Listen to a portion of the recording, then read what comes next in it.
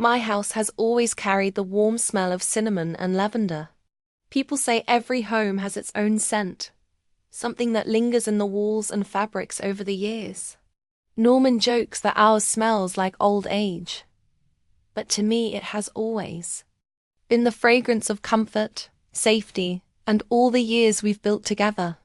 When we first bought this house in Downers Grove, it wasn't much more than a dream with chipped paint and bare rooms, but to us it was everything.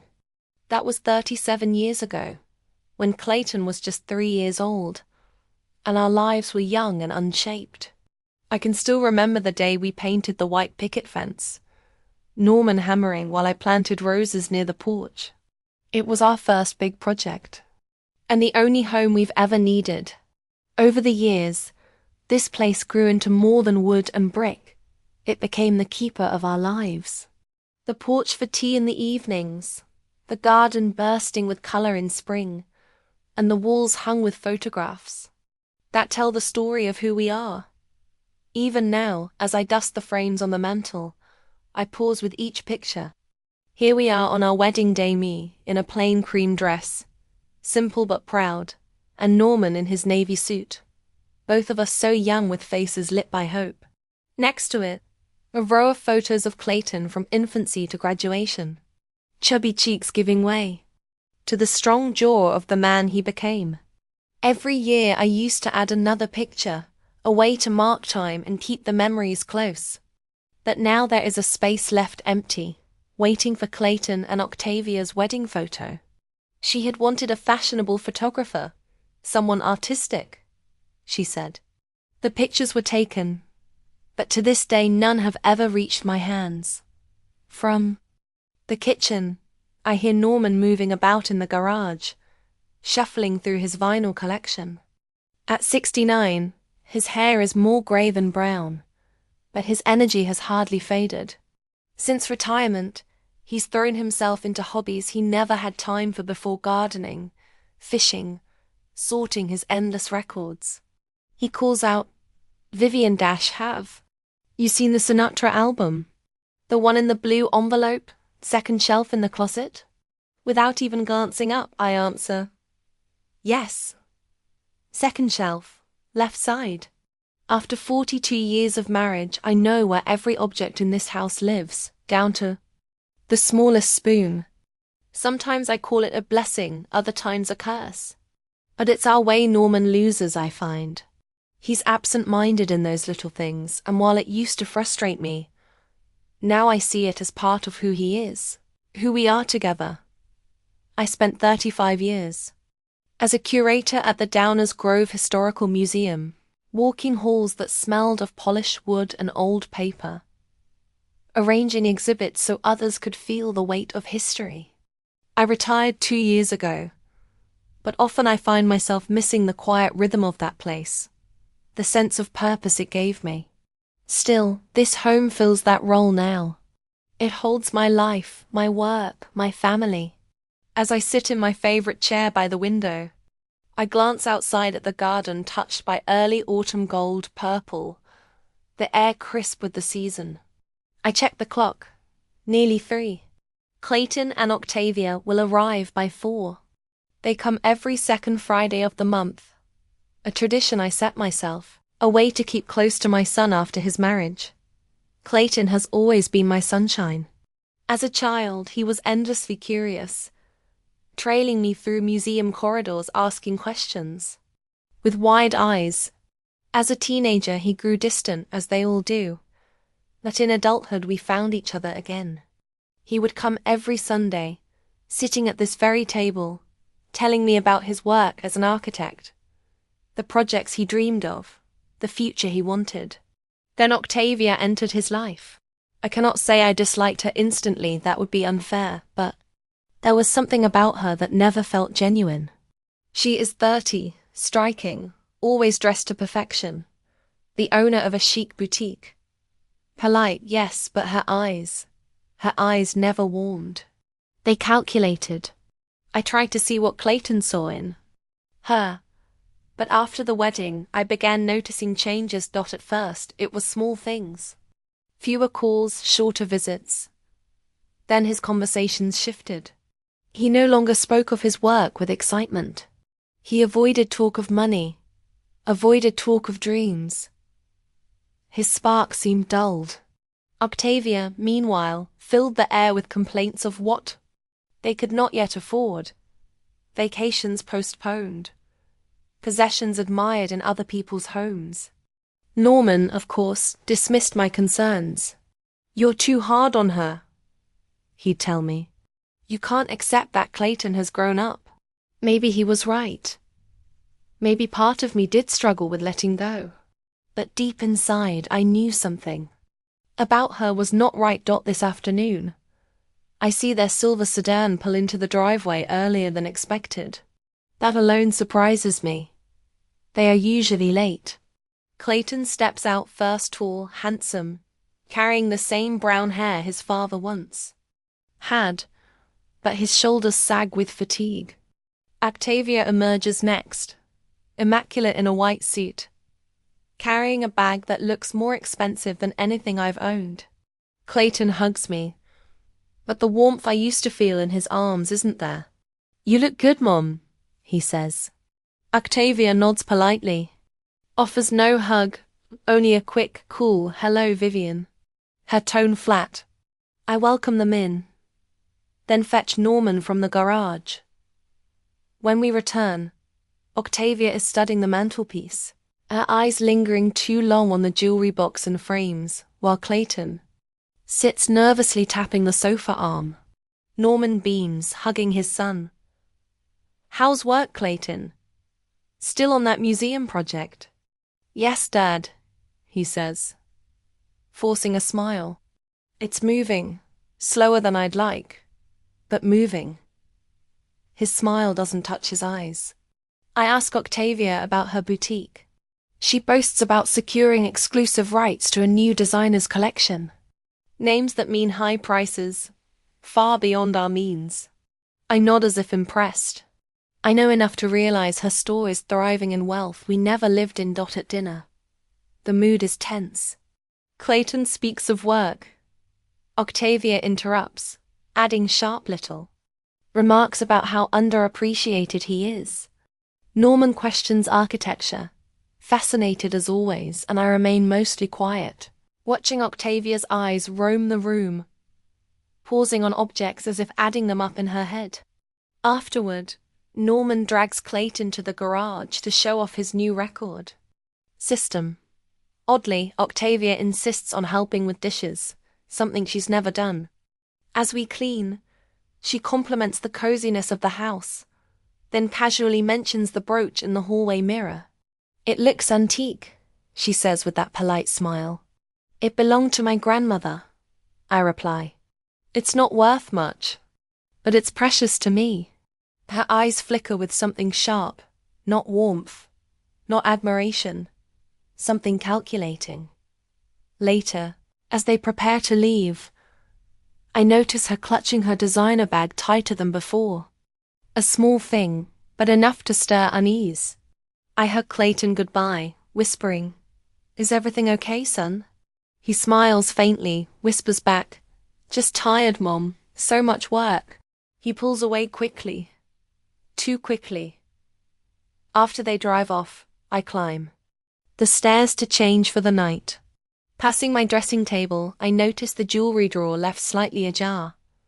My hand stills. I always close it. Opening it fully, I sort through the contents: bracelets, rings, small trinkets. My pearl necklace is gone. The necklace Norman gave me on our 20th anniversary. Not the most costly, but full of meaning. Heart racing, I hurry downstairs. Norman is in the living room watching the news. "Norman," I ask, "have you seen my pearl necklace? The one from our anniversary?" He frowns. "No, dear. Where do you keep it?" "In my dressing table drawer." "But it isn't there." "Are you sure? Maybe you misplaced it." "I'm certain," I say firmly. "I saw it yesterday. I put it in its place." Norman sighs, switching off the television. "Vivian, lately you've been saying things have gone missing." The silver spoon, money from your wallet, now this. Maybe you're just... He trails off. What? I press. Losing my mind? Forgetful? I feel anger rising. Norman, I know this house like I know my own hands. I don't just lose things. He raises his hands in surrender. I didn't mean it like that. We all forget things. I lose my glasses every week. It's not the same, and you know it. I sink into the chair across from him, my voice low but firm. Norman, someone is taking our things. He looks puzzled. Who? No one comes here except Clayton and Octavia. You don't mean? That's exactly what I mean, I cut in. Sharply. The missing things began after their visits. First the brooch Octavia admired, then the money from my wallet. And now the necklace. Norman shakes his head. Vivian, this is absurd. Clayton is our son. He would never steal from us. And Octavia. Yes, she's a little arrogant that she comes from a good family. Why would they steal? I don't know why, I say quietly. But I doc know that things go missing, and they go missing after their visits. It's just a coincidence. Norman stands up. Let's look for your necklace together. I'm sure we'll find it. We've searched the whole house, but the necklace is nowhere to be found. I know it wasn't just lost or it was stolen. And I'm pretty sure by who. As I lay in bed that night, I think about my son, the boy I raised with love and care, who was always honest and open. What happened to him? How did Octavia manage to change him like that? Or maybe I never really knew my son. I decide I have to find out the truth. If Clayton and Octavia are really stealing our things, I need to know for sure. And you need proof. Proof that even Norman can't deny. The next morning, I start making a list of all the things that have gone missing in the last 6 months. It's an impressive list. A silver spoon from a set I got from my mother. 2 antique books I collected. My grandmother's brooch. A pearl necklace. About $200 in cash at various times.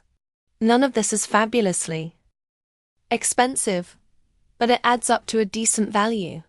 I decide not to talk to Norman about it anymore. He won't believe me without hard evidence anyway. I have to catch them red-handed, and I already have a plan. The week since the pearl necklace disappeared has been agonizingly slow. I can't stop thinking about the disappearance, going over possible explanations in my head. At times, I'm almost ready to believe Norman that I'm just being forgetful. But then I remember the gleam in Octavia's eyes when she was looking at the things in our house, and my confidence returns. On Wednesday, I decide to call Clayton. I usually avoid calling him at work, but now I feel like it's necessary. I want to talk to him without Octavia present. Maybe he'll be more candid in private. Dashmlan and Associates. Clayton Thornbury speaking. His voice sounds formal, professional. Clayton. It's Mum, I say, and I hear his tone change. Mum, is something wrong? No, nothing urgent. I just thought maybe we could meet for lunch today. It's been a long time since we've talked alone. Pause. I can almost see him frowning, thinking up an excuse. It's not going to work today, Mom. I have a meeting with a client at 1 o'clock and I have to get ready. Maybe some other time. Sure. I try to hide my disappointment. At Clayton, I wanted to talk to you about something important. After your visit with Octavia, I can't find my pearl necklace. The one Dad gave me for my 20th anniversary. Have you used it? Again, the pause longer this time. No, Mum. I haven't seen your necklace. His voice becomes strained. Are you sure you didn't put it somewhere else? I'm absolutely sure. It's always in my dressing table drawer. And it's not the first thing that's gone missing since your visits, Clayton. What do you mean? His tone changes, becomes defensive.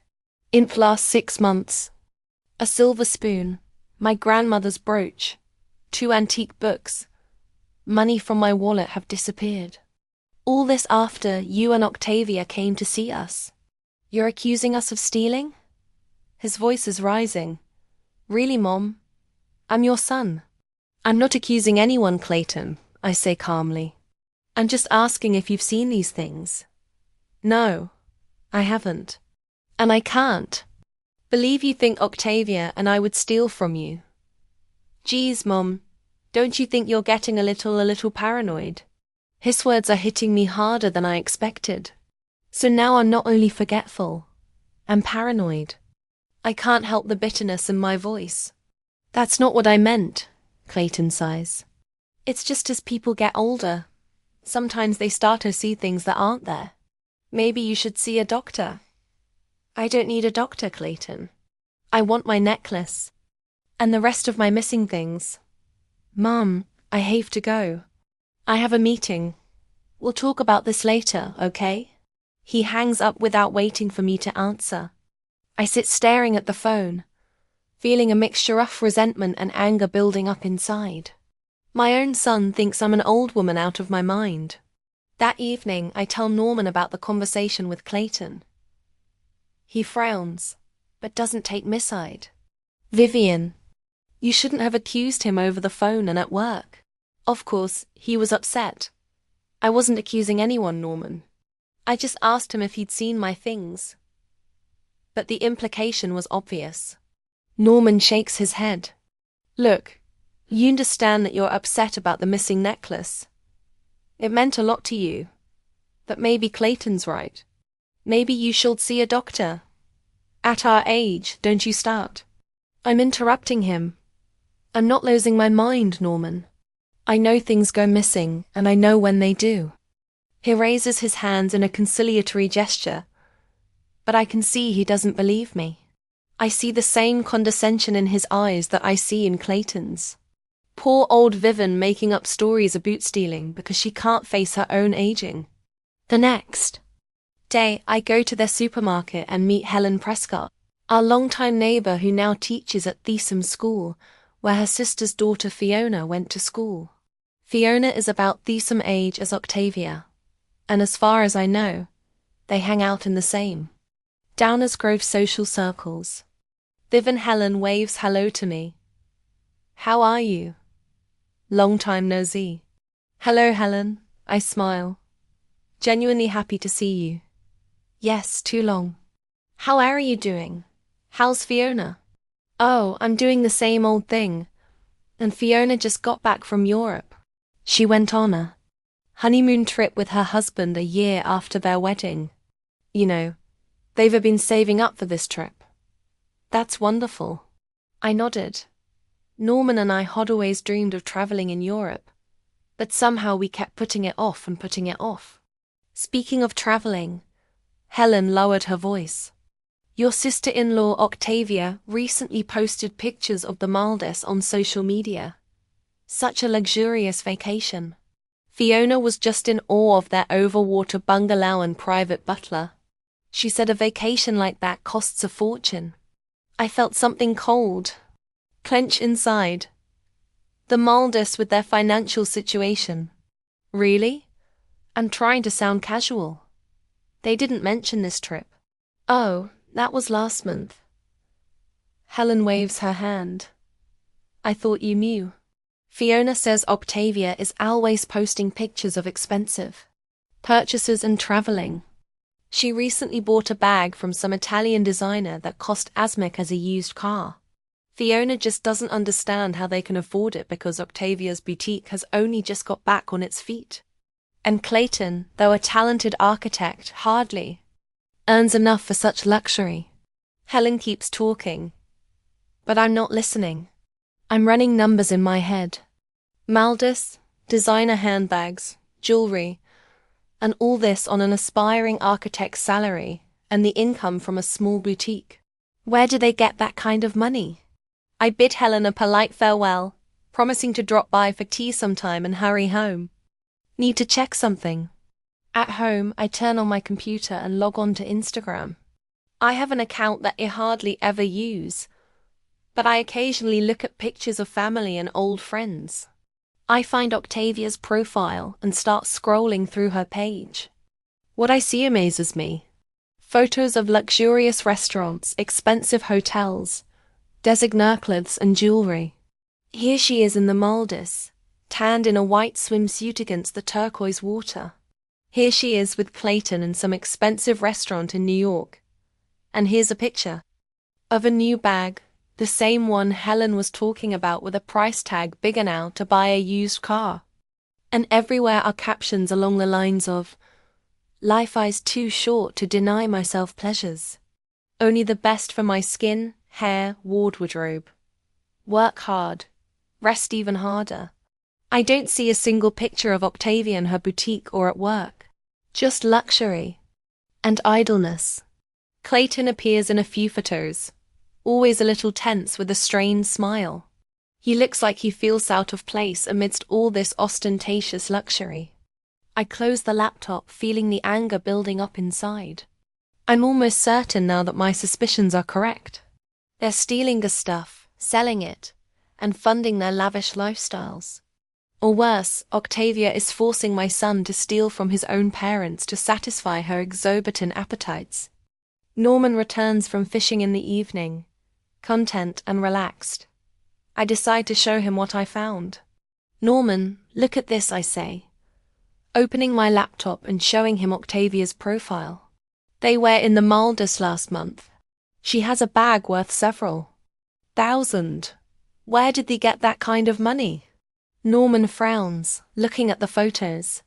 Maybe Octavia's business is doing better than we think. Or are her parents helping out? Her father seems to be some kind of businessman.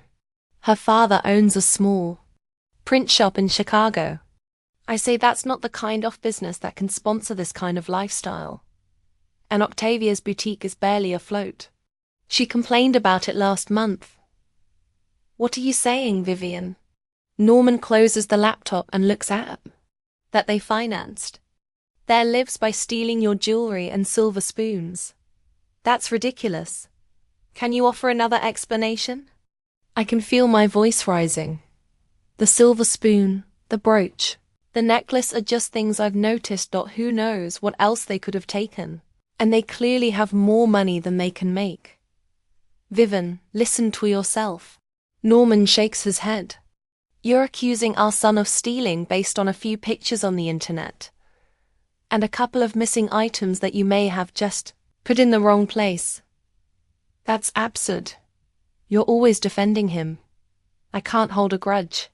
Even when all the evidence points to something being wrong, you refuse to see it because I know my son Norman stands up. And I know me wife, you've always been a little overly suspicious. Always seeing trouble where there wasn't any. Remember when you were sure the museum curator was stealing artifacts? Turns out it was an inventory error. This is a completely different situation. I stand up too, feeling my hands shaking with anger. And that incident was 20 years ago. I'm not making up problems, Norman. I'm just seeing what's happening right under our noses. I'm not going to discuss it. Norman raises his hands. Not now. Not when you're in this state. I'm going toad.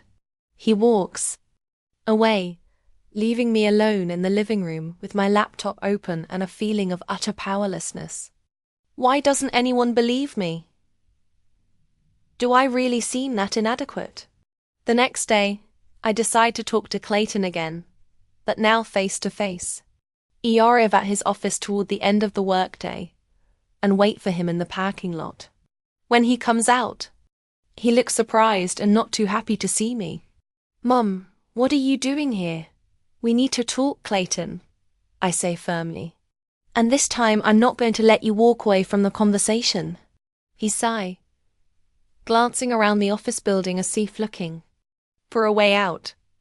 "Okay, but not here. Let's take a walk." We walk to a small park not far from his office. The full air is cool, and I pull my coat tighter around me. "What did you want to talk about, Mom?" Clayton doesn't look me in the eye. "I saw the pictures on Octavia's Instagram," I say bluntly. "Minus Maldives, expensive. Restaurants, designer clothes. Where did you get the money for all that, Clayton? He pauses, his face hard. You follow us on social media? His voice is full of indignation. What's next, Mom?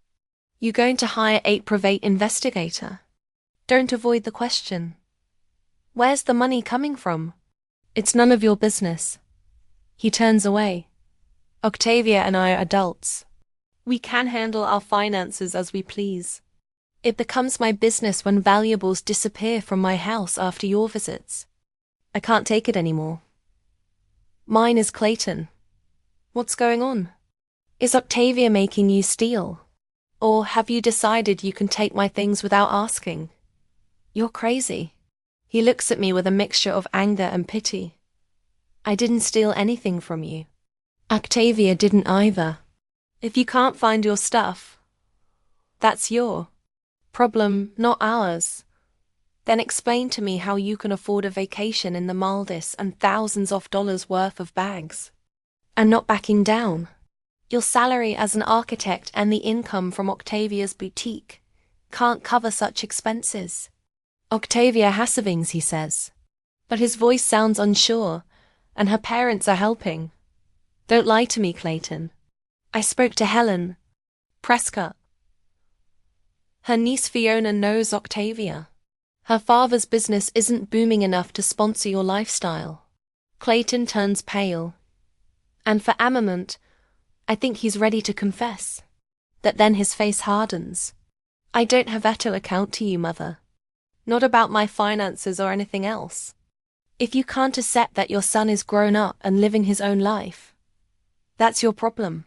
And if you keep accusing us of stealing, we'll just stop coming to you. Do you understand that? His words hurt deeper than I ever expected. My son, my boy, speaks to me as if I were Thenemy. What happened to our intimacy? When did we become strangers? Clayton, you just want to understand what's going on. I say quietly. I'm worried about you, about us. There's nothing to worry about. He takes a step back. I have Togo. Octavia is waiting for me at home. He walks away without looking back, leaving me alone in the park with a feeling that I've lost him for good. When I get home, I find Norman cooking dinner. He looks up when I enter the kitchen, and he realizes by the look on my face that something is wrong. Yout it to Clayton. It's not a question. Yeah. I sit down at the table feeling suddenly tired. It was unpleasant. I told you not to push him. Norman sighed. What did you tell him? I tell him about our conversation. Holding nothing back. Norman listens, frowning more and more with every word I say. You couldn't just let it go, could you? He says when I finish. Now he'll probably stop talking to us altogether. Is that what you wanted? I was going for the truth, Norman. I slam my hand on the table. Why is it so hard for you to believe that or son can do wrong? Why do you always take his side, even when all the evidence is against him? Because I know my son. Norman's raising his voice. And you know my wife. You're always dramatizing everything. Always seeing the worst in people, even your own son. I don't dramatize. I just face facts. I can feel the tears running down my cheeks. Why can't you at least entertain the idea that I might be right? That things really are going missing. That Clayton and Octavia really are living beyond their means. That something is wrong. Norman is silent, turned away from the stove. His shoulders are tense. I don't want to discuss this anymore, he says finally. You're upset and just and ruining your relationship with your son and with me too. We eat dinner in silence, each absorbed in his own thoughts. When Norman leaves to watch TV, I stay in the kitchen going over the events of the last few days. In me head, no one believes me. Not my husband, not my son. They think I'm a paranoid old woman making up problems where there aren't any. But I know I'm right. And I'm going to prove it. If that means catching Clayton and Octavia red-handed, so be it. I'm working out the details of the plan before I go tobed. I need bait something valuable enough to get their attention, but not so expensive that I can't sacrifice it for the truth. And I need a way to prove that they're the ones who took it. Falling asleep next to Norman, who has defiantly turned his back to the wall. I already know what I'm going to do. I'm going to prove myself right, even if it's the last thing I do in this life. I wake up the next morning with a firm resolve. Norman is already gone. He left a note saying he went fishing with Patrick, his buddy from the jazz club. It's for the best. I don't need his skeptical looks and disapproving comments. I eat breakfast, get dressed, and head to the bank. The First National Bank of Downers Grove is a small brick building on Main Street, where I've been a customer for 35 years. Inside, I'm greeted by a familiar face. Rebecca Willis, the account manager who helped Norman and I open a deposit for Clayton College years ago. Mrs. Thornberry. She smiles welcomingly. How are you? Haven't seen you in a while. Hello, Rebecca. I smile. Back, I'd like to open a new account and get a credit card. Rebecca is a little surprised. Norman and I already have a joint account and 2 credit cards that we hardly use. But she doesn't ask too many questions and walks me into her office. What type of account are you interested in? She asks as we sit down at her desk. Just a regular current account, I answer. And a credit card with a small limit, say $60,000. I want it to be my own account, not a joint account with my husband. Rebecca nods, but I notice a shadow of worry in her eyes. She probably thinks I'm going to leave Norman or something. It's ridiculous after 42 years of marriage. But I'm not going to tell her the real reasons. Of course, Mrs. Thornberry.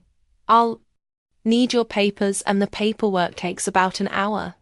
I sign all the necessary papers, provide my income information, pension and small dividends from investments, and Rebecca says I'll get the card in a few days by mail. One more thing I say. When the formalities are complete, I'd like to set up notifications on my phone for every transaction on this card. Is that possible? Of course, Rebecca smiles. Many of our clients prefer this kind of control. I can set that up right now. She shows me how the bank's mobile app works, helps me install it on my phone, and sets up notifications. Now I'll get a message every time the card is used with the amount, time, and location of the transaction. Great. I nod satisfied. Also, I need to deposit some money into my account. I pull an envelope of cash out of my purse. The $6,000 Norman and I had been saving for the bathroom remodel. He won't be happy when he finds out, but it's a necessary sacrifice. Rebecca checks the money without showing surprise. It's not such a large sum after all. Your card will be activated automatically as soon as you receive it, she says. If you have any questions, feel free to call me directly. I thank her and leave the bank with the feeling that I have taken the first step towards justice. The card arrives 3 days later in a plain white envelope. I activate it following the instructions and check that the notifications work by making a small purchase at the local supermarket. Everything functions perfectly. I receive an instant message with details of the transaction. Now I have to wait for Clayton and Octavia's next visit, which is scheduled for this Friday. I'm not sure if they'll come after our last conversation with Clayton, but Norman insisted on inviting them as usual. You can't ruin a family tradition over one fight, he said when I expressed doubt. Let them come. Maybe you and Clayton could make up. I agreed, not telling him my plan. The less he knew, the better. Friday morning, I take out the jewelry box where I keep my jewelry and carefully go through its contents. There's not much of value left in there. Most of my best jewelry is already gone. But there are a few vintage brooches, a couple of silver bracelets, and my wedding ring, which I only wear on special occasions. I put the new credit card in the most prominent place in the jewelry box so that it catches my eye as soon as the box is opened. Then I return the jewelry box to the dressing table, with the lid slightly ajar as if I had been careless and not closed it completely. Norman returns from working in the garden around 3 o'clock in the afternoon. Just as I finish making dinner. "It smells delicious," he says, kissing me on the cheek. "Are you making your signature roast?" "Yes." I smile, trying to look as casual as possible. "I know Clayton loves it." Norman puts his arm around my shoulders. "I'm glad you decided to let this missing things thing go," he says. "Family comes first." I nod, not trusting my voice. If only he knew what I was planning. But soon he'll know. Soon everyone will know. Clayton and Octavia arrive at 5 o'clock sharp this evening. They look tense, especially Clayton, who avoids making eye contact with me as he hugs me in the hallway. Octavia nods coldly, making no attempt to hug or even shake my hand. Come in, come in." Norman tries to lighten the atmosphere. "We're having a roast of Vivian's special recipe tonight." Dinner passes in awkward silence, interrupted only by Norman's attempts to make conversation about neutral topics. Good weather, a baseball game, a new supermarket that has opened downtown. Clayton responds with one-word answers.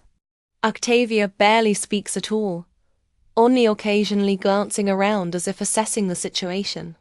After dinner, Norman suggests that Clayton go down to the basement to show him the new lathe he has bought for his hobby of making wooden boxes. Clayton reluctantly agrees and they leave, leaving me alone with Octavia. "How about some tea?" I offer, trying to. No one wants to believe the worst about their children. But sometimes we have to face reality, no matter how painful it is. "What are we going to do next?" he asks. "We wait and see if they keep the promise," I reply. "If they cancel the transactions and return the stolen items, we'll decide how to proceed. If not," I pause. "If not, we'll have no choice but to go to the police." Norman nods, his face serious. "You were right all along," he says. "And it's my fault for not listening to you. The important thing is that you are listening now," I say softly. "And that we're in this together now." We sit in silence, holding hands, realizing that our family will never be the same again. But at least now we're both facing the truth. 2 days pass after our conversation with Clayton, during which Norman and I live in a strange limbo. We barely talk about what happened, as if tacitly agreeing to give each other time to think about the situation. Norman spends most of his time in the garage, tinkering with the woodwork. It's always been his way of dealing with stress. I, on the other hand, decide to take action. On Monday morning, when Norman leaves for the home goods store, I pull out a large box of winter clothes I keep in the pantry. Instead of sweaters and scarves, it holds my journals and photo albums. I've always been pedantic about documenting our family life. I set everything on the dining room table and begin to methodically sort through the materials. First, I find pictures of all the missing items. There's the pearl necklace Norman gave me for our 20th wedding anniversary. I'm pictured with it around my neck, smiling for the camera. Here's my grandmother's brooch with small garnets. I photographed it for a family heirloom catalogue I was compiling a few years ago.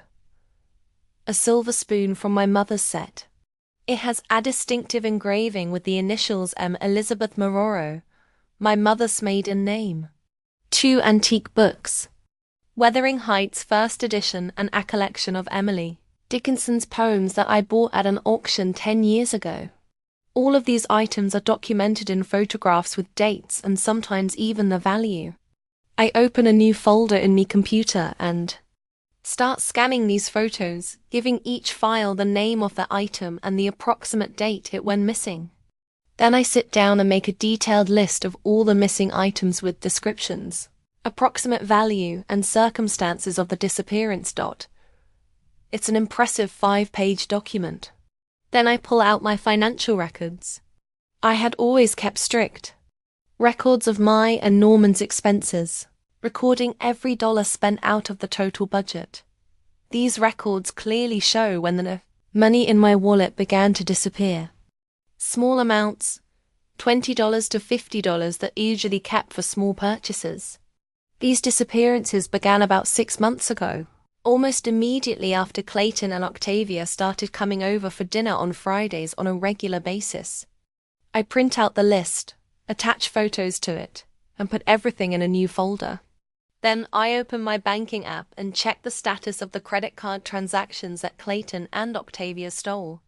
To my surprise, both transactions for the Bali trip and for the jewelry have been cancelled. The charge-off amounts are now marked refund instead of the charge-off amounts, and the card balance shows the full available limit. So, they've kept at least part of their promise. I call Clayton, but he doesn't answer. Instead, a few minutes later, a message arrives. We've cancelled everything. We'll get the rest back on Friday. Please give us time. I show the message to Norman. When he returns from the store, he reads it with an unreadable expression on his face. At least they cancelled the transactions. He finally says, "That's something." Yeah, but what about everything else? I can't hide my skepticism. Do you really think they're going to return all the stolen stuff? Norman shrugs, his eyes dim. I don't know, Vivian. I'm not sure of anything anymore. He looks 10 years older. His shoulders are slumped and there's an emptiness in his eyes that I've never seen before. It breaks my heart. Norman, I take his hand. We need to talk about this. We can't just ignore what happened. What's there to talk about? He looks away. Our son and his wife stole from us. They betrayed our trust. His voice breaks. I don't know how to live with that, Vivian. I squeeze his hand tighter. We'll get through this, Norman. Together. But we have to figure out what to do next. And what do you suggest? He finally looks at me, pain and confusion in his eyes. I think we should consult. Alawia, I say quietly. Not necessarily to sue, but to understand our options. Norman is silent for a long time, considering my words. Okay, he finally says. If you think it's necessary. The next day I call Harriet Caldwell, the lawyer who helped us with the will a few years ago. She agrees to meet with me that same day. And by noon, I'm sitting in her cozy office in downtown Downers Grove. Harriet is a woman my-age with short grey hair and shrewd blue eyes behind the panes of her thin rimmed glasses. She listens intently as I tell the whole story, not interrupting and only occasionally making notes in her notebook. When I finish, she takes off her glasses and rubs the bridge of her nose. It's a complicated situation, Vivian, especially since we're talking about your son, she says. But the facts remain. They've committed a theft and more than one. What are our options, I ask. Legally, you have grounds for a police report. Harriet replies. Theft and credit card fraud are serious crimes, especially when you're talking about such sums of money. Using a stolen credit card to pay for $56,000 worth of travel and jewelry is a federal crime, to be exact. I nod, feeling a heaviness in my chest. What happens to Clayton and Octavia if we file a report? Worst case scenario, jail time, Harriet says bluntly, not trying to soften reality. A more likely scenario is probation, community service, and an obligation to pay compensation. That their reputations will certainly be affected, especially on Clayton's career as an architect. Client confidence could be undermined. I sigh. Despite everything that's happened, the thought that my son could end up in jail or lose his career hurts me. Are there other options? I ask. Something less drastic. Harriet puts her glasses back on and flips through her notes. You could try to settle the matter privately, Make an agreement with them to return all the stolen items and compensate them for the damage. Perhaps with the condition of undergoing psychological counseling or therapy. This will not have legal force if not notarized, but may be the first step to restoring at least some relationship. And you think that would work? Honestly, Harriet looks at me carefully. It depends on their sincerity and their willingness to change. From your story, they've already cancelled the credit card transactions, which could be a good sign. But the fact remains that they have been systematically ripping you off for a long time. That suggests serious problems. I nod, realizing she's right. What would you do if you were me? I asked. Harriet thinks for a moment. I'd give them one chance, she says finally. One chance to return everything they stole, to apologize and prove that they want to change. If they don't take that chance, or if the thefts continue, then I would go to the police. Sometimes people need to face the consequences of their actions to truly change. I thank Harriet for her advice and head back home, mulling over our conversation. Her words seem reasonable to me, and I'm leaning toward giving Clayton and Octavia this last chance. But the decision must be a joint one, mine and Norman's. At home, I catch Norman in his chair in front of television. Even though the screen is off, he just sits there staring into the void. When I walk in, he doesn't even look up. Norman. I walk over and sit down next to him. Are you okay? He slowly turns toward me. His eyes are red like he's been crying. I keep trying to figure out where we went wrong, he says quietly. What did we do wrong in ricing him? How could he do this to us? I take his hand. It's cold and callous. We didn't make a mistake, Norman. We gave him everything we could. Love, care, education, support. We taught him difference between right and wrong. It's not our fault he made that choice. Then whose fault is it? He looks at me with despair. Octavia, she's a bad influence. That's understandable. But he's a grown man, Vivian. He should have known better. I don't know whose fault it is. I answer honestly. Maybe it's both of them. Maybe the circumstances. Maybe it's just life. People do bad things sometimes. Even good. People. I always thought he was a good man. Norman's voice trembles. I was proud of him. And now I don't know who Hayes. I realize that my husband is going through the same thing I went through when I first suspected Clayton of stealing. The same pain, the same mistrust, the same sense of betrayal. Only. It's even harder for him because he's always idealized his son. I speak to Harriet Caldwell, I say, changing the subject. She thinks we have grounds for a police report, but suggests we try to resolve the matter privately first. Give them a chance to make things right. Norman nods, but without much enthusiasm. What do you think? He asks. I think she's right. We can give them one chance to prove that they want to change. If they return of everything they stole and apologize sincerely, maybe we can, I don't know, not forgive, but at least move on. And if they don't, then we'll go to the police, I say firmly. I'm not going to let them keep stealing from us and think. Be polite. No, thank you. She shakes her head. I need to use the bathroom if you don't mind. Sure. I point upstairs. You know where it is. Octavia heads up the stairs and starts clearing the table, listening carefully to her footsteps. They move farther down the hallway, but instead of turning toward the bathroom, they continue onward toward my bedroom. I quietly climb the stairs and stop at their bedroom door, which is ajar just enough for me to see what's going on inside. Octavia is standing by my dressing table, opening a jewelry box. She quickly goes through the contents and her eyes light up. When she notices a credit card, she looks back at the door. But from her angle, she can't see me. She then quickly takes the card, and slips it into the pocket of her tight pants. I silently back away and walk back down to the kitchen, feeling my heart pounding in my chest. Everything is going according to plan. I've caught her red-handed.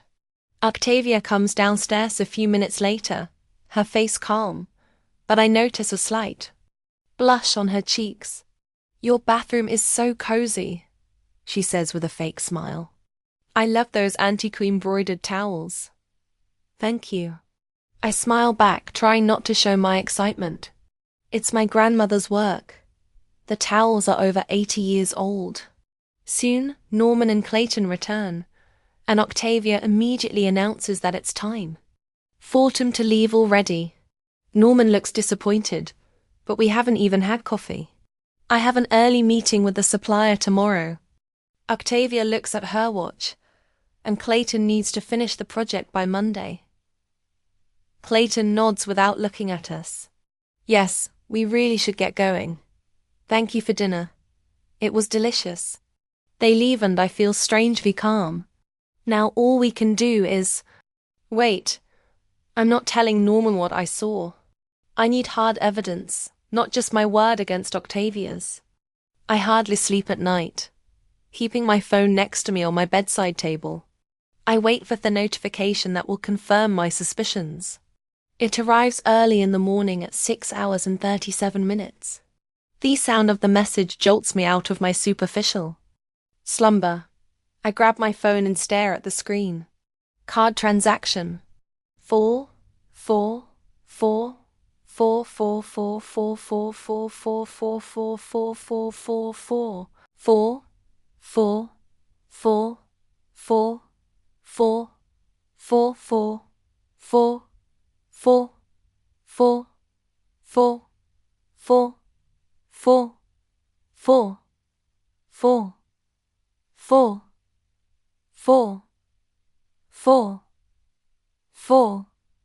4 4 4 4 4 4 4 4 4 4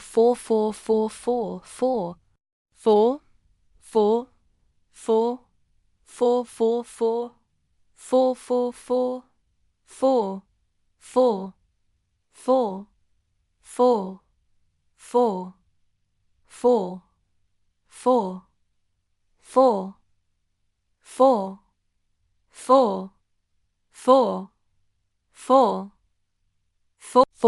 4 4 4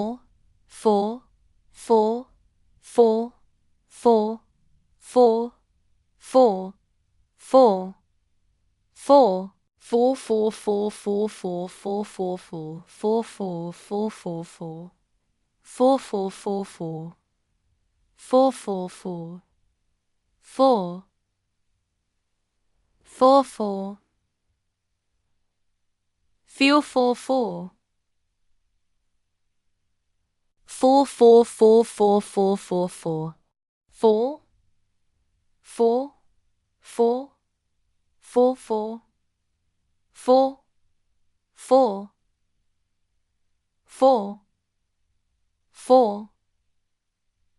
4 4 4 4 4 4 4 4 4 4 4 4 4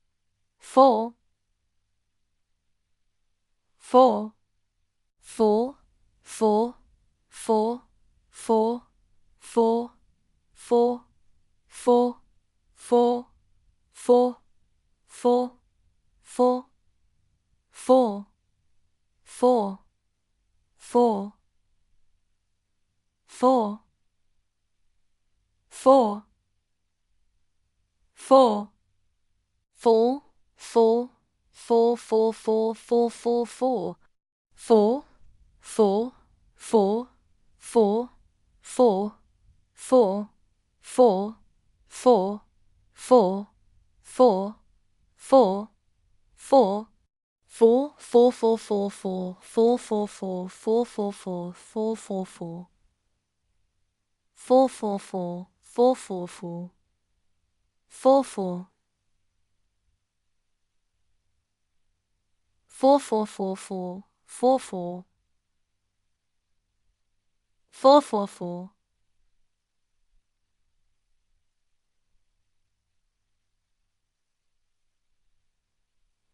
4 4 4 4 4 4 4 4 4 4 4 4 4 4 4 4 4 4 4 4 4 4 4 4 4 4 4 4 4 4 4 4 4 4 4 4 4 4 4 4 4 4 4 4 4 4 4 4 4 4 4 4 4 4 4 4 4 4 4 4 4 4 4 4 4 4 4 4 4 4 4 4 4 4 4 4 4 4 4 4 4 4 4 4 4 4 4 4 4 4 4 4 4 4 4 4 4 4 4 4 4 4 4 4 4 4 4 4 4 4 4 4 4 4 4 4 4 4 4 4 4 4 4 4 4 4 4 4 4 4 4 4 4 4 4 4 4 4 4 4 4 4 4 4 4 4 4 4 4 4 4 4 4 4 4 4 4 4 4 4 4 4 4 4 4 4 4 4 4 4 4 4 4 4 4 4 4 4 4 4 4 4 4 4 4 4 4 4 4 4 4 4 4 4 4 4 4 4 4 4 4 4 4 4 4 4 4 4 4 4 4 4 4 4 4 4 4 4 4 4 4 4 4 4 4 4 4 4 4 4 4 4 4 4 4 4 4 4 4 4 4 4 4 4 4 4 4 4 4 4 4 4 4 4 4 4 4 4 4 4 4 4 4 4 4 4 4 4 4 4 4 4 4 4 4 4 4 4 4 4 4 4 4 4 4 4 4 4 4 4 4 4 4 4 4 4 4 4 4 4 4 4 4 4 4 4 4 4 4 4 4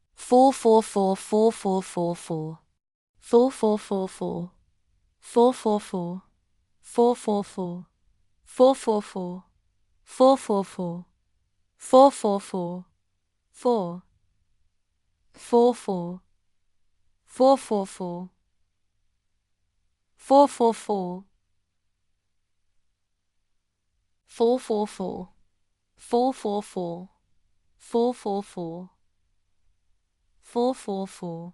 4 4 4 4 4 4 4 4 4 4 4 4 4 4 4 4 4 4 4 4 4 4 4 4 4 4 4 4 4 4 4 4 4 4 4 4 4 4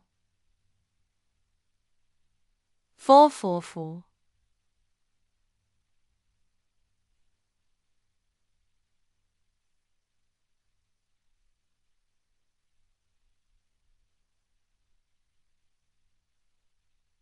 44444 444 444 444 444 444 444 444 444 44 44 44 444 444 444 444 44 444 4444 4444 444 444 444 444 444 444 44 44 44 44 444 44 44 44 44 44 44 44 44 4 4 4 4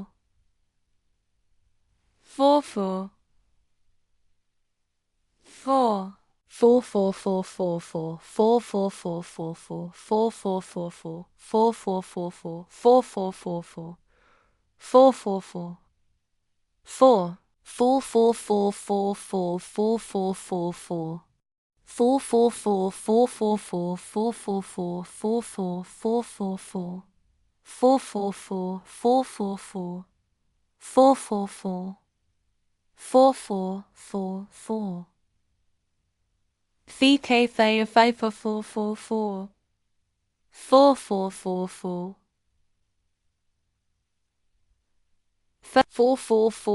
4 4 4 4 4 4 4 4 4 4 4 4 4 4 4 4 4 4 4 4 4 4 4 4 4 4 4 4 44 444, 444 dot 4 dot 4 4 4 4 4 4 4 4 4 4 4 4 4 4 4 4 4 4 4 4 4 4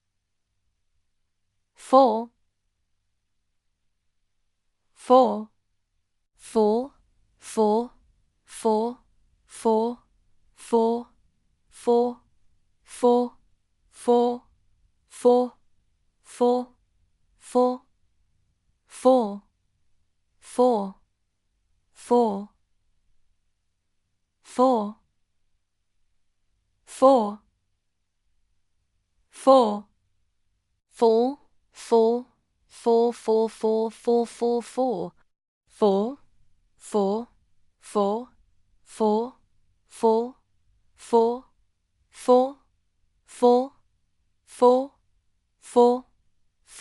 4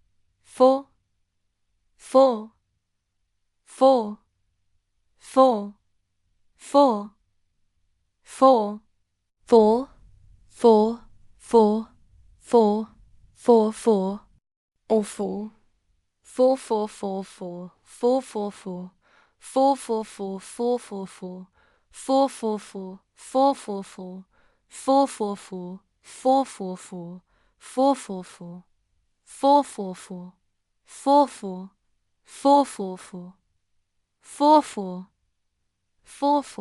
4 4 4 4 4 4 4 4 4 4 4 4 4 4 4 4 4 4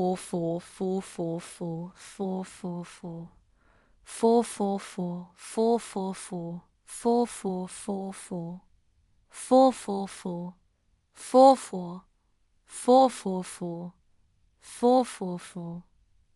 4 4 4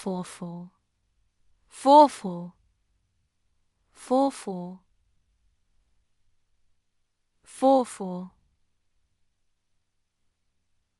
4 4 4 4 4 4 4 4 4 4 4 4 4 4 4 4 4 4 4 4 4 4 4 4, 4, 4. The Fifi. Tell 4. 4, 4, 4, 4. 4, 4, 4. 4, 4, 4.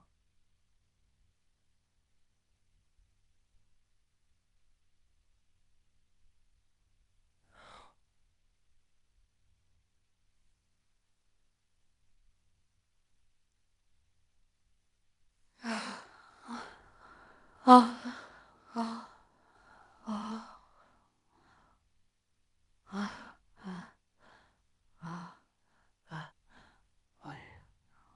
444 amount. $48,500 pay luxury escapes. Travel location $48,500. I'm stunned by the amount. That's almost the entire limit of the card. I checked the transaction. Details on the bank's app. It's for a Tourism Luxury Escapes Belie vacation package, including first class airfare, a villa with a private pool, and spa treatments. Not half an hour later, another notification arrives. Card transaction 4,404,454,454,338. Amount $7,400. Hey Tiffany and Company. Location online payment. I stare at the screen, not believing my eyes. They spent $56,000 in one morning. And they spent my money by stealing my credit card. Norman wakes up and sees me sitting in bed with my phone in my hands. What's wrong? He asks sleepily. Is it bad news? On the contrary, I say, turning to him. Very good news. I finally have proof of what I've been telling you all along. Norman sits up in bed, rubbing his eyes. What are you talking about? I show him the notifications on my phone. Here, look. These are the transactions on my new credit card that Octavia stole yesterday from my jewelry box. She and Clayton just spent $56,000 on a trip to Bali and jewelry. Norman frowns, looking at the screen. I don't understand.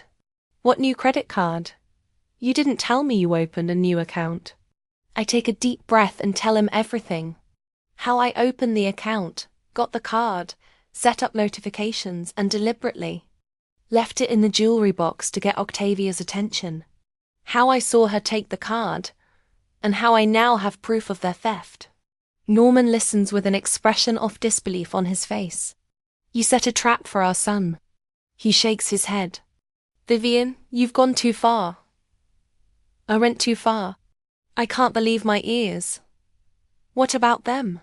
They stole my credit card and spent $56,000. That's not just stealing, Norman. That's a serious crime. Maybe it's some kind of mistake. Norman averts his gaze. Maybe Octavia thought you let her take the card. Or maybe Clayton didn't know she took it. Don't be naive. I get out oft angrily. Do you really think they could have mistakenly spent $56,000 on someone else's credit card? Clayton knew exactly what he was doing. He paid with that card for the travel package and jewelry online from their home computer. It was done intentionally. Norman looks lost. I can see reality slowly creeping into his mind, shattering the image of the perfect son he has so carefully preserved all these years. What are you going to do? He asks quietly. First, I'm going to call Clayton, I say firmly. I want to hear what he'll say when I tell him I know about the theft. I pick up my phone and dial my son's number. After the third ring, he answers. His voice sounds carefree, almost cheerful. Good morning, Mom. Is something wrong? You didn't usually call this early. Good morning, Clayton, I say calmly. How'd you sleep? Probably fine, since you've already spent $56,000 on a Bali vacation and jewelry. There's a long pause. I can hear his breathing change. Yeah, don't know what you mean. His voice is strained now. Don't make it worse bullying, Clayton. I say firmly. I know that Octavia took my credit card out of me jewelry box last night. I saw her do it and I get notifications of every transaction on that card. 48,500 on luxury escapes travel and 7,400 on Tiffany. It's not a mistake or a coincidence. There's a pause again. Even longer. I hear whispering in the background. Apparently, Octavia is beside him. Mum, listen. It's not what you think. He starts. But I interrupt. What am I supposed to think, Clayton? That you accidentally took my card and accidentally spent $56,000, or that you had every right to take my things without asking? The card was in the jewelry box. His voice sounded defensive now. We thought you left it there for us as a gift. I can't hold back a bitter laugh. A $56,000 gift. Really, Clayton? That's the best excuse you could come up with. You always said you wanted us to travel to see the world. He sounds almost desperate. And you know we can't afford those trips on our paychecks. So, you've decided you can just take my money. I can feel the anger rising inside me. Just like you. Took my pearl necklace, Grandma's brooch, my silver spoon, and everything else that's gone missing from our house in the last 6 months. Mum, it's not. He's stammering. We didn't. Don't lie to me again, Clayton. One say quietly but firmly. I know the truth, and now your father does. And if you didn't return all the stolen items and cancel these transactions immediately, I will go to the police. You won't do that. His voice sounds scared. I'm your son. My son would never steal from me, I say, feeling tears come to my eyes. My son was an honest and decent man. I don't know what you've become, Clayton, but that's not the boy I raised. I hear him sigh deeply. Okay, Mum. We'll cancel the transactions and we'll return everything we took. Just please don't go to the police. It would ruin my career. You have 24 hours, I say, and hang up. Norman looks at me with a mixture of shock and admiration. I can't believe you did this, he says quietly. And I can't believe he admitted it. He hasn't admitted everything, I reply, sitting down next to him on the bed. But it's a start. Now he knows I'm not some out-of-my-mind old woman who makes up stories. Now he knows I won't let him keep stealing from us. Norman takes my hand in his. I owe you an apology, Vivian. I didn't believe you. I thought shakes his head. I didn't want to see the truth. I know. I squeeze his hand. They can get away with it.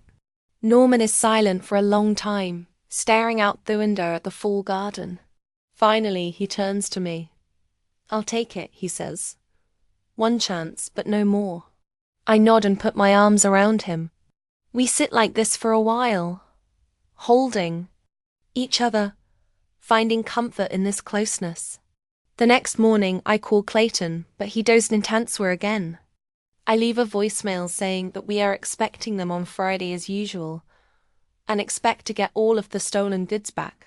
I also mention that we've consulted an attorney, and that this is their last chance to resolve things amicably.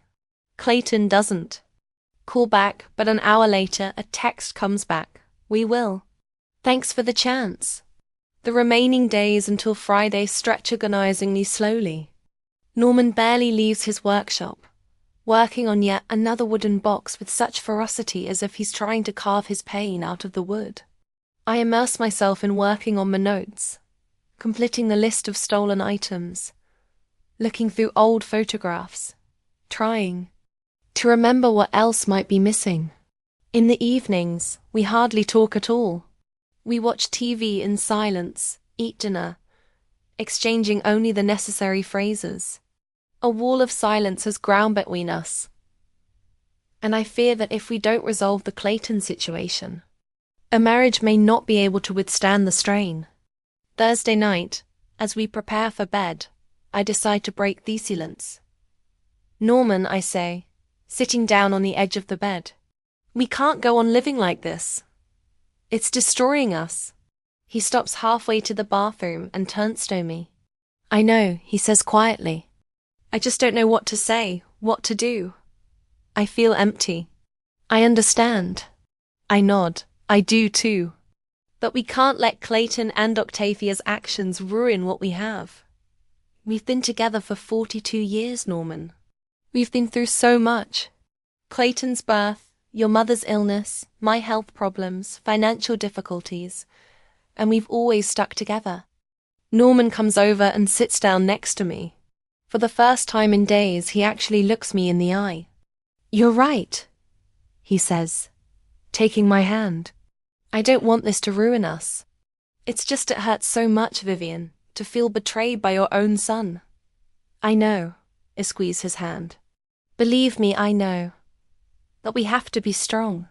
We're going to have a tough conversation tomorrow, and we need to be together in this a unit head front. You've always been stronger than me, Norman says with a sad smile. I'll waste me what to do. That's not true. I shake my head. I just pretend to know Dot in reality. I'm just as scared and confused as you are. But I know one thing. I'm not going to let this situation destroy our family. Not our marriage, nor if possible, our relationship with Clayton. Norman nods and wraps his arms around me. We sit for so long in silence, but it's no longer the heavy silence it used to be. It's the silence of acceptance, of understanding. When we finally go to bed, I feel something has changed. The wall between us hasn't completely disappeared, but there's a crack in it and light is coming through. And I know that no matter what happens, tomorrow with Clayton and Octavia, Norman and I will make it through together. In the morning, I wake up with renewed determination. Tonight, everything has to be resolved. Either Clayton and Octavia return everything they stole and begin the long and arduous process of rebuilding trust. Or we have to do what I never wanted to do. Go to the police against my own son. I make breakfast for Norman and me. Scrambled eggs and bacon, his favorite. We eat in a relatively comfortable silence, occasionally exchanging glances that are more understanding than they've been in days. Are you ready for tonight? I ask we finish our breakfast. Norman nods, his face serious. Yes, whatever happens, we can handle it together. I smile, feeling a rush of love for this man who, despite the pain and disappointment, still finds the strength to move forward. Together, I repeat. And in that word is the promise of our life together. The day of our crucial dinner with Clayton and Octavia, I spent the day in the kitchen preparing the dishes my son has always loved. Norman offered to order food from the restaurant, saying I didn't have to try for the people who were ripping us off. But I declined. It wasn't for them. It was for me. Cooking has always calmed me, allowed me to organize my thoughts. And today I need it more than ever. I'm making a roast from my mother's recipe with rosemary and garlic, a baked potato with cheese, a salad of fresh vegetables. For dessert, apple pie, which Clayton adored as a child. I'm not trying to bribe him with food, but I want this to be an important evening for all of us. Perhaps the last family dinner. Norman spends the day in Thegridge finishing another wooden box. When he returns to the house around 4 in the afternoon, his hands smell of sandalwood, and a look of determination is frozen on his face. It's beautiful, he says when I ask about the box. The lid is inlaid just the way you like it. I realize he made it for me. His way of saying he's on my side, that we're together. I put my arms around him, and we stand like this for a few minutes, gaining strength from each other. At 5 o'clock in the evening, I check my evidence folder. Everything is in place. Photos of the missing items. A list with dates and circumstances of the disappearance. Printouts of credit card transactions. I didn't know if I'll need all that today, but I better be ready. At 4 to 6, the doorbell rings. I flinch. They're 15 minutes early, which they've never done. Norman goes to open it, and I stay in the kitchen, breathing deeply to calm myself down. I hear voices in the hallway, muffled greetings, awkward exchanges of pleasantries, then footsteps, and Clayton and Octavia enter the kitchen, followed by Norman. Clayton looks gaunt with dark circles under his eyes as if he had not slept for several nights. Octavia is as impeccably dressed as ever in a black suit and white blouse, her hair in a perfect bun. But her usual arrogance has been replaced by tension. She's as straight as a string, ready to tingle at the slightest touch. Mom. Clayton takes a step forward. We brought something. He sets a medium-sized cardboard box on the table. I step closer and look inside. There lies my pearl necklace, my grandmother's brooch, a silver spoon from my mother's set, and a few other things I noticed missing. But not all of them. I can see right away that antique books and a few other pieces of jewelry are missing. Is that everything? I ask, trying to remain calm. Clayton and Octavia exchange glances. Yes, Clayton says. Everything we took. I notice his hesitation before the word took. Even now, he avoids saying stole. I decide not to insist on it. Bye. Let's sit at the table, I say. Dinner is almost ready. We sit down, Norman and I on one side of the table. Clayton and Octavia on the other. Between us are the platters of food I've prepared and an invisible wall of distrust and resentment. I put the roast in for everyone, and for a while we eat in silence. Clayton barely touches his food, only occasionally raising his fork to his lips. Octavia eats small, careful portions, never taking her eyes off her plate. Norman chews mechanically, as I can't taste. I am the only one who eats with appetite. Weirdly, tension has always made me hungry. When the plates are half empty, I decide it's time to start talking. So, I say, setting my fork aside. You got some of your stuff back. That's good, but not all of it. Clayton looks up from his plate. What do you mean? We returned everything we took. No. I shake my head. Not everything. Where are the antique books? Where are my pearl earrings? Where's the silver sapphire brooch Aunt Rose gave me? Clayton turns pale. Mama, I swear I wouldn't take any books or earrings. Don't lie to me, Clayton. I interrupt him firmly but calmly. I've made a complete list of everything that's gone missing from our house in the last 6 months with dates, descriptions, and even pictures. I know exactly what's missing and when. I pull out the folder I placed next tummy chair and open it on the table. Clayton and Octavia stare at the printouts and photos with an expression of growing concern. You started with the little things. I continue flipping through the pages. Money from my wallet. Then you moved on to small jewelry, earrings, bracelets. Then to the more valuable items, a silver spoon, brooches, and finally my pearl necklace. This was a systematic robbery, not random impulsive thefts. Octavia finally raises her eyes from her plate. Vivian, we understand you're upset. Her voice sounds controlled, professional. But maybe you're exaggerating. Some things could have just gotten lost. You don't have to talk to me like I'm a senile old woman, Octavia. I look her straight in the eye.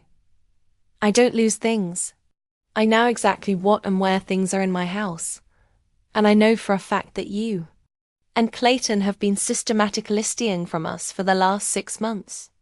Norman, who has been silent until now, puts his fork away with a clatter that makes everyone flinch.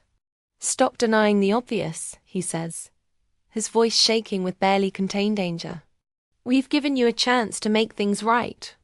To return what was stolen, to apologize, to make a clean slate. But you continue to lie even now. Clayton shudders down. Dad, we know. Octavia puts her hand on Clayton's arm, stopping him. We didn't steal anything except what we've already returned. And we only took the credit card because we thought it was a gift.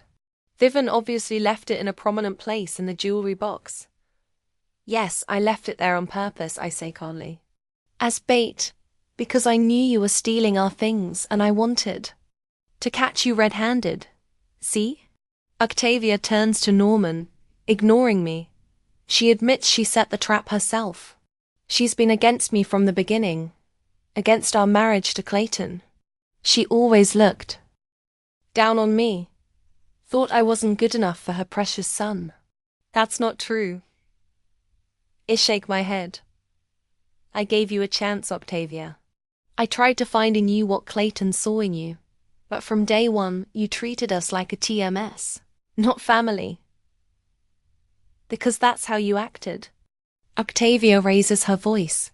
You with your big house, with your savings, with your affluent life. Clayton and I are barely making ends meet. He's a talented architect, but he's underappreciated. My boutique is just starting to turn a profit. We deserve a better life. And that gives you the right to steal from us, Norman asks quietly. We're not stealing, Clayton intervenes. We were just borrowing. We were going to pay it all back when we got back on our feet. Borrowing? I can't believe my ears. Without our knowledge or permission. That's called stealing, Clayton. And didn't try to justify it on the grounds of financial hardship. If you needed money, you could have just asked. We've always helped you when you needed it. Helped? Octavia snorted. Clayton tells me you helped. Always with conditions, always. With lectures. We'll give you money for college, but you have to study what we think is right. We'll help with a down payment on an apartment, but you have to live where we say. That's not help. That's control. I look at Clayton, who avoids my gaze. Is that right, Clayton? I ask quietly. Do you think we were controlling you? That we were bad parents? Clayton is silent, but Octavia answers for him. Of course we were. You were cold, calculate temperance who cared more about him meeting your expectations than about his happiness. You never supported his dreams. Never truly believed in him. That's not true. Norman shakes his head. We've always supported Clayton. We paid for his education, helped with his first apartment, his first car. We were always there for him when he needed us. Yeah, but with conditions. Octavia doesn't give up. Always with conditions and expectations. We'll do this for you, but in return, you have to. That's not unconditional love. That's manipulation. I look at Clayton, who is still silent with his head down. Clayton, I say softly. Look at me. He slowly raises his eyes. They're a mixture of shame, anger, and something else I can't quite put my finger on. Do you really think so? I ask. That we were bad parents? That we didn't love you unconditionally? Clayton opens his mouth but doesn't utter a word. Octavia intervenes again. Of course, he thinks that. Why do you think he stopped coming to see you so often after we were married? Because I finally showed him what true love looks like. Unconditional, no expectations or demands. Unconditional love doesn't require stealing from your parents, I say calmly. And if you really love him, Octavia, why would you let him risk his reputation, his career, maybe even his freedom for your whims, for designer handbags and vacations in the Maldives? Octavia blushes with anger. Don't you dare accuse me. It was his choice. He wanted to give me a better life because he loves me. And that's why you made him steal his mother's credit card? Norman asks, his voice shaking with anger.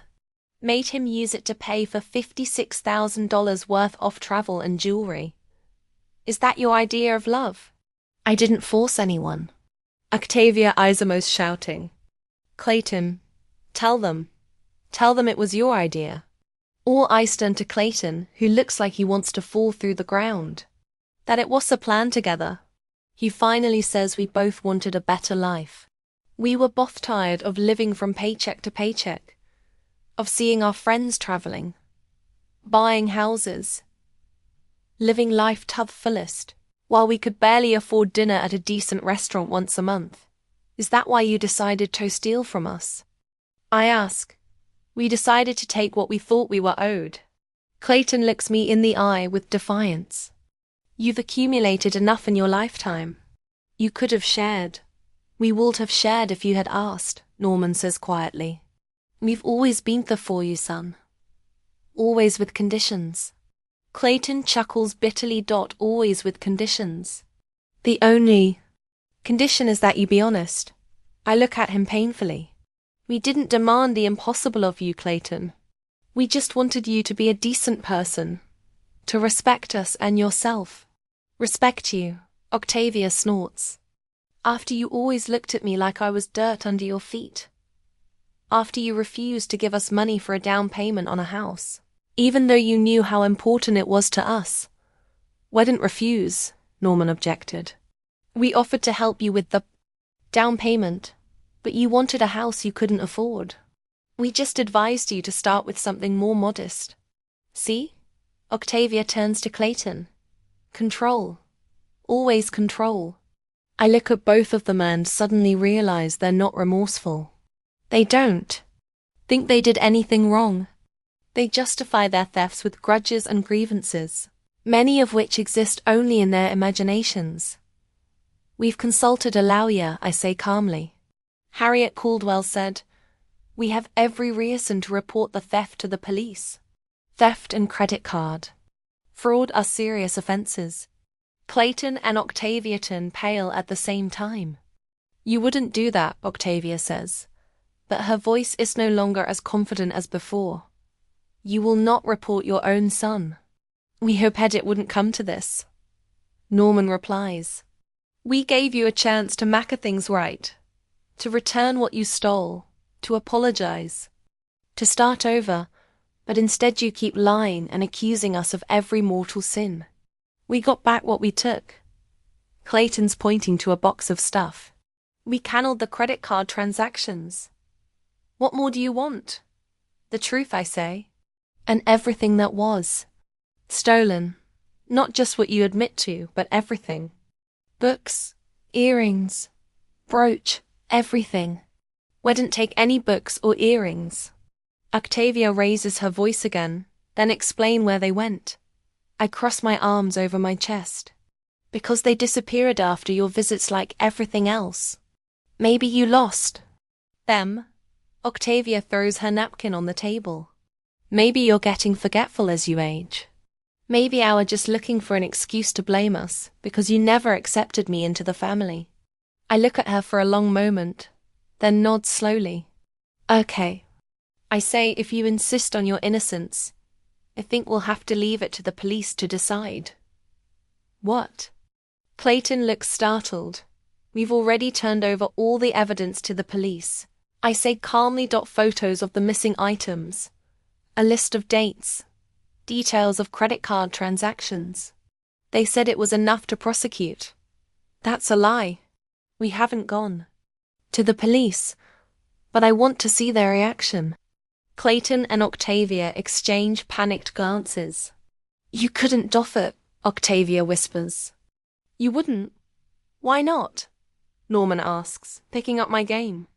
You stole from us, lied to us, and now you blame us for all your problems. Why should we protect you from the consequences of your own actions? Clayton stands up suddenly, his chair falling to the floor with a clatter. All right, he shouts. Yes, we got the books and the earrings and the brooch. We took everything you listed and more. We sold most of these things to pay our bills, our travels, our lives. Are you happy now? You have your confession. He breathes heavily, his face contorted with anger and shame. Octavia looks at them with an expression of horror. Clayton, what are you doing? Dash. She hisses. Shut up. What does it matter, Octavia? He turns to her. They already know we're arriving. They've already gone to the police. What have I got to lose? Your career, our reputation, everything. She's getting up too. We have to leave immediately and talk to a lawyer. It's the only way. Sit down, Norman says quietly. but with such force that they both fall silent and slowly sit back down. We're not done yet. I look at them, my son and his wife, scared, angry, cornered. I feel no satisfaction at their confession, only deep sadness. We haven't gone to the police. I finally say, "Not yet. We wanted to give you a chance to do the right thing. Admit your guilt. Return the stolen goods. Apologize. Start over." Clayton and Octavia look at me in disbelief. "You lied?" Octavia says accusingly. "Yes." I nod. "So did you. The difference is that my lie was meant to expose the truth, and yours was meant to cover up a crime. What are you going to do now?"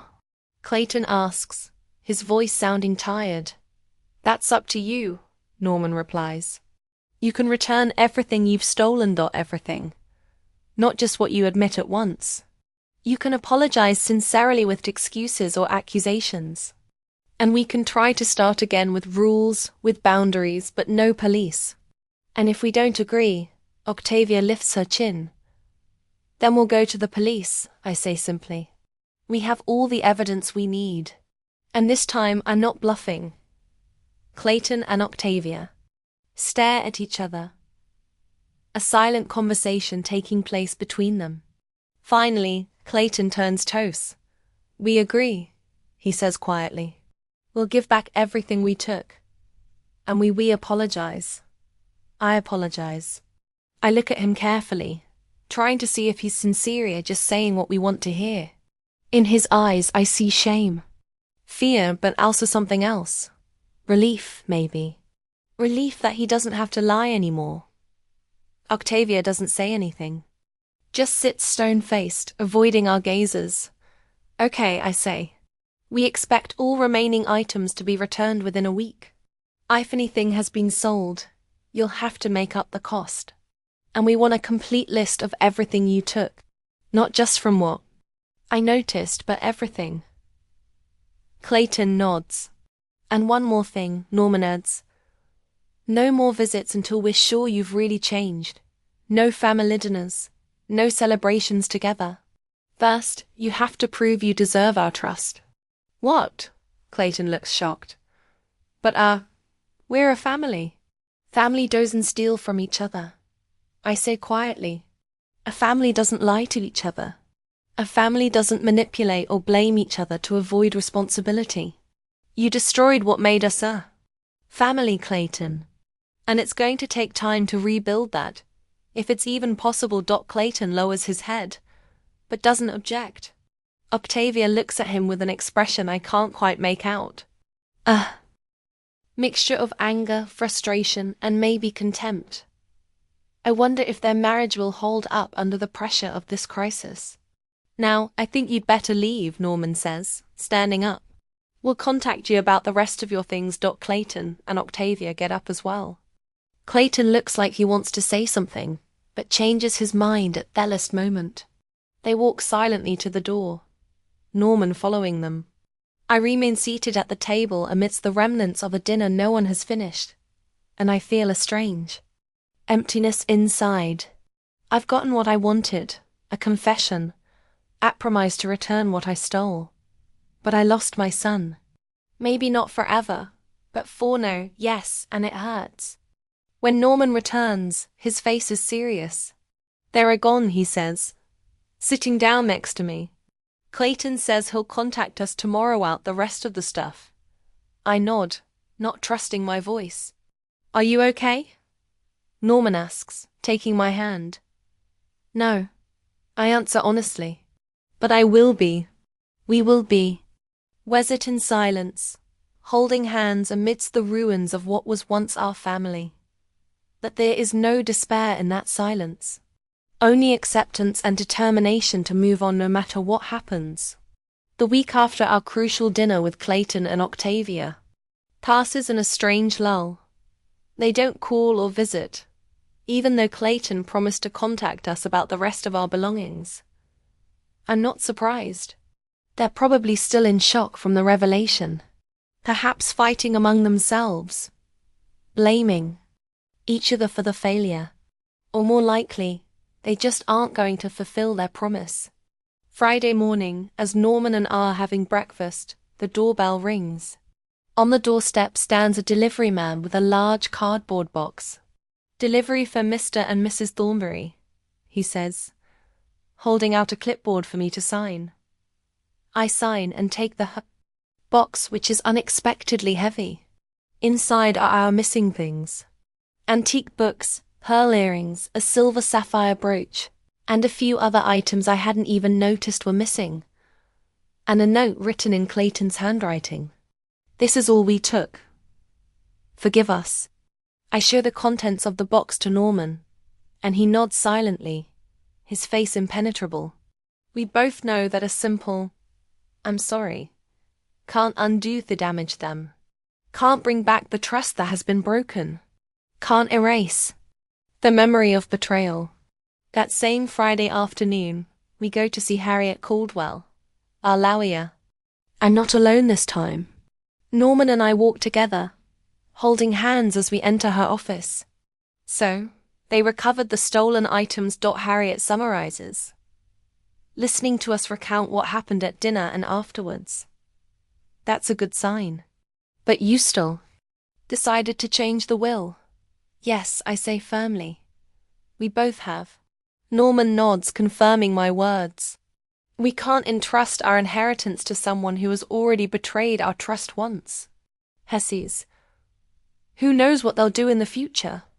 We don't want the money and things we've accumulated over a life Demetto be squandered on luxury travel and designer bags. Harriet nods understandingly and pulls out the papers. "I've prepared a new version of the will, according to your instructions." Says, "Instead of leaving the entire estate to Clayton, you're distributing it to several charitable organizations, including the Downers Grove Historical Museum, where you worked, Vivian, and the Alzheimer's Research Foundation, which Norman supports, in memory of his mother." I look through the documents, feeling a strange mixture of sadness and determination. I never thought I'd have vetoed disinherit my own son, but he's made that choice through his own actions. "That's right," I say, handing the documents to Norman. "This is exactly what we discussed." Norman reads the will slowly, his face growing more serious with each page. Finally, he hands the documents back to Harriet. "Yes, that's what we want," he says quietly. We sign the new wills in the presence of witnesses, Harriet's secretaries. When formalities are complete, Harriet collects the documents and looks at us sympathetically. "I understand how hard this decision has been for you," she says. "But sometimes the hardest decisions are the right ones." "You're right," I nod. "But that doesn't make it any easier." As for the police, Harriet begins. "We've decided not to go to the police," Norman interrupts. "At least not yet. They're turned the things, and we don't want to ruin our son's life completely. Exclusion from the will is punishment enough." Harriet nods. "I understand. But if they do anything against you again, then we'll go straight to the police," I say firmly. One chance is all they'll get. We say goodbye to Harriet and Gootside. The day is overcast, a light drizzle reflecting our mood. "Do you want to go somewhere for coffee?" Norman asks as we get into the car. "Or go Stratham?" I hesitate for a moment. "You know, I'd like to stop by the museum," I say. "I haven't been there in a while." Norman smiles for the first time in days. "Sure," he says, starting the car. "That's a good idea." The Downers Grove Historical Museum is a small 2-story red brick building in the center of town. I've worked here for 35 years, rising from junior staff member to chief curator. As winter, the familiar smell of old books and wood polish envelops me like the embrace of an old friend. Sitting at the front desk is Lorraine Higgins, a former colleague of mine, and now the museum's director. When she sees me, she smiles broadly and steps out from behind the counter to give me a hug. "Vivian, what a pleasant surprise," she exclaims. "And Norman, it's been so long since I've seen you." "Hello, Lorraine," I said, smiling back. "We were driving by and thought we'd stop by. How are things at the museum?" "Oh, it's the same old thing," she says, waving her hand. "The constant struggle for funding, trying to attract visitors. You know how it is. But we have some new exhibits that I think you might be interested in seeing." Lorraine takes us through the halls of the museum, showing us the new acquisitions and talking about future plans. I listened to her with growing interest, feeling the museum reawakening in me long-forgotten emotions, curiosity, enthusiasm, a sense of belonging to something bigger than myself. "We're understaffed right now," Lorraine says as we finish our tour. "Betty has retired and James has moved to Chicago. We're looking for volunteers, especially those with museum experience." She looks at me expectantly, and I realize what she's getting at. "Are you suggesting I come back?" I ask with a smile. "Not full-time, of course," Lorraine says quickly. "Just as a volunteer. A couple days a week. You could help catalog new exhibits, give tours to school children. Anything you want." I look back at Norman, who smiles and nods. "I think that's a great idea." He says, "You need something to do, Vivian. Something that brings you joy." I think for a moment, after everything that happened with Clayton and Octavia, I really need something new. Something to help me move on. And the museum has always been my second home. "Okay," I say, "I agree. 2 days a week for starters." Lorraine claps her hands with joy. "Oh, that's wonderful. We're so glad you're coming back, Vivian. When can you start?" "How about next week?" I suggest. "Tuesday and Thursday." "Perfect."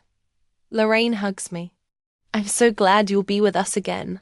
We say goodbye and walk out of the museum. The rain has stopped and the sun is shining through the breaks in the clouds. "Are you sure you don't mind?" I asked Norman as we walk to the car. "It means that 2 days a week you'll have to cook your own lunch." "I can live with that." He laughs, putting his arm around my shoulders. "Besides, you need this, Vivian. You need something of your own. Something to give you purpose and joy." I snuggle into him, grateful for his understanding and support. "Thank you," I say softly, "for everything." Norman kisses the top of my head and we walk on, holding hands like a couple of teenagers. The next few weeks go by in a nice routine. Tuesdays and Thursdays I work at the museum, cataloguing new exhibits and giving tours to school children. The rest of the days I am busy with the house, gardening, and my new hobby of painting. Norman gave me a set of acrylic paints and an easel for our 43rd wedding anniversary, which we celebrated in a quiet restaurant on the edge of town. I'm not a great talent, but I love mixing colors, creating on canvas what I see around me. Our garden, our house, the streets of Downers Grove. Each painting is a small victory over the void that has formed in my life since the separation from my son. Clayton doesn't call or visit. Sometimes I check his social media page. Yes, at me age I know how to use Facebook and see occasional posts about his work, new projects. Nothing personal, nothing about us. Octavia's profile has become private. She has restricted access to her postings. I'm not trying to add as a friend. I respect her decision as she hopefully respects ours. One Saturday, as I'm working in the garden, weeding beds of late-blooming flowers, the mail car pulls up. The mailman hands me a package with the official seal of the DuPage County Courthouse. I open it inside the house, hands shaking. Inside is a subpoena. Clayton and Octavia are charged with theft and credit card fraud. But not by us, by the bank that issued the credit card they stole. Norman, I call out, and he comes out off garage, wiping his hands on a rag. Look at this. He reads the paperwork, his eyebrows rising higher and higher. The bank sued them. He looks at me puzzled. But we didn't go to the police. I guess we didn't have to. I shake my head. The bank noticed suspicious activity. First large transactions, then cancellations. They investigated and found out that the card was used by someone other than the owner. And now they are pressing charges. What do you want to do? Norman asks. I think for a long time before answering. Nothing. I finally say we won't get involved. This is a matter between the bank and them. They have to face the consequences of their actions. Norman nods. His face is serious. You're right. We gave them a chance. They took it partially. Now, let him answer to the law. That same day I get a text from Clayton. Mum, please help us. The bank is suing us. We're facing jail time. I show the message to Norman, and we have a long discussion about what to do. Finally, I reply. We wouldn't get involved, Clayton. You chose this path for yourself. Now, you're going to have to face the consequences. Hire a good lawyer. Is that harsh? Maybe. But sometimes cruelty is necessary to make a man realize the gravity of his actions. The trial is scheduled for mid-November. Norman and I decide not to attend. It's not our case, and we don't want to add to the pain of seeing our son tried for a crime. Instead, we wait for news from Harriet, who has promised to let us know the outcome. They come in the form of a phone call on the day of the trial in evening. Clayton and Octavia were given 3 years probation, Harriet reports, plus community service and a $20,000 fine. Lucky for them, the judge took into account that they returned the money and had no prior convictions. I thank Harriet for the information and hang up, feeling strangely relieved. Probation is not prison. They won't lose their freedom, although Clayton will probably lose his job. Not many architectural firms would want to keep Simeone with a criminal record on staff. The next day, a letter arrives from Clayton. A real paper letter, handwritten. That's a rarity in these days of electronic communication. Dear Mom and Dad, he writes, yesterday was the court date. We were given probation, a fine, and community service. I know I deserved it and more.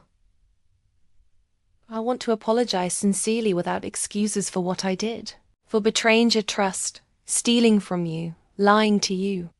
There is no excuse for my actions, and I am not apologizing. I just want you to know that I realize the gravity of my actions, and I repent for them every day. Octavia and I broke up.